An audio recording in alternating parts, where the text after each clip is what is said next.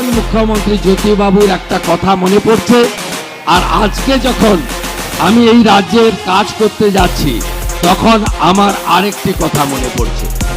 প্রয়াত প্রাক্তন মুখ্যমন্ত্রী জ্যোতিবাবু দায়িত্ব নেওয়ার পরে বলেছিলেন যে যেখানেই আমি শুরু করতে যাচ্ছি সেখানেই দেখছি ডাক্তার বিধানচন্দ্র রায় শুরু করে দিয়ে গেছিলেন। যেখানেই আমি শুরু করতে যাচ্ছি প্রাক্তন মুখ্যমন্ত্রী জ্যোতিবাবুর একটা কথা মনে পড়ছে।